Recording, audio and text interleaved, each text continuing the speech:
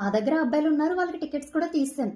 ఇంకా వచ్చాడు ఆ కండక్టర్ అరుస్తున్నాడు, నువ్వెందుకు ఎక్కువ, నువ్వు చూసుకోలేవా బస్ అని చెప్పేసి.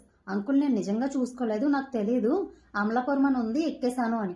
నేను యాక్చువల్లీ ఎక్కినప్పుడు చూశాను, కండక్టర్ కనిపించలేదు అనమాట. నేను అక్కడ వెయిట్ చేస్తూ వెతుకుతూ ఉంటే ఇంకా జనాలు నా వెనక తోసేస్తున్నారు. సో సరే అమలాపురమే కదా, నాకు తెలిసిందే కదా అని ఎక్కేసాను. అంటే ఎలా అయినా రావులపల్లి మీదుగా వెళ్తుంది కదా అని.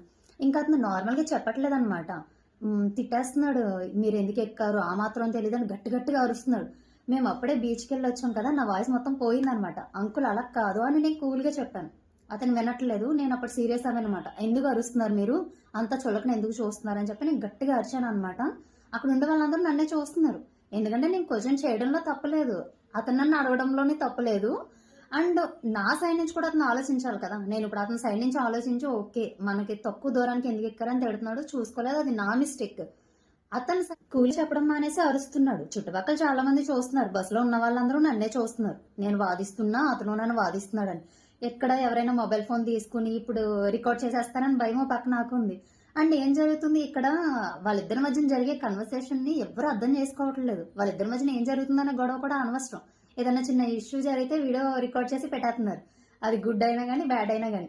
అంటే నా దగ్గర కూడా మొబైల్ ఫోన్ ఉంది, నేను కూడా రికార్డ్ చేయొచ్చు. కానీ ఏంటంటే ఎలా ఆలోచించానంటే, అతనికి ఒక ఫ్యామిలీ ఉంటుంది, ఇప్పుడు నేను రికార్డ్ చేసి పెట్టేస్తాను, ఒక వీడియో వచ్చేస్తుంది అయిపోద్ది. కానీ నెక్స్ట్ వాళ్ళ ఫ్యామిలీ మెంబర్స్ చూస్తే బాధపడతారు కదా అని చెప్పేసి నేను ఆ రోజు నిజంగా రికార్డ్ చేయలేదు.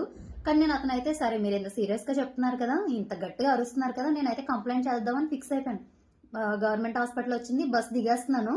అప్పుడు వెళ్ళే దారిలో పిల్లలు అంటున్నారు అనమాట, కాలేజ్ పిల్లలు ఉంటారు కదా, అక్క ఇతను ఎలాగే అరుస్తాడు అక్క, మేము ప్రతిరోజు చూస్తూనే ఉంటాము, మా మీద కూడా ఎలాగే అరుస్తాడు, నువ్వు కంప్లైంట్ చేసే అక్క అతని మీద అని అంటున్నారు అనమాట వాళ్ళందరూ.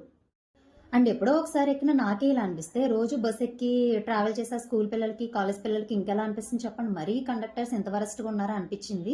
అండ్ నిజంగా టైంపాస్కి ఎక్కే వాళ్ళు కూడా చాలా మంది ఉంటారు, అండ్ వాళ్ళ వర్క్ పర్పస్ ఎక్కే వాళ్ళు కూడా ఉంటారు. వాళ్ళని వీళ్ళని కంపేర్ చేసి చూడడం అంత మంచిది కాదు.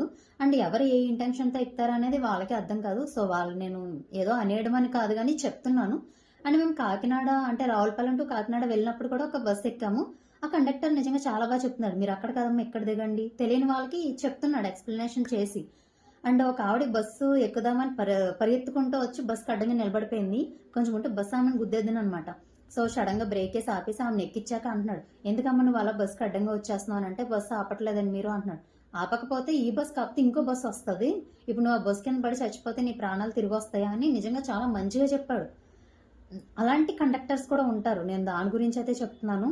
దయచేసి మరీ ఇంత చులకనగా అయితే చూడొద్దు.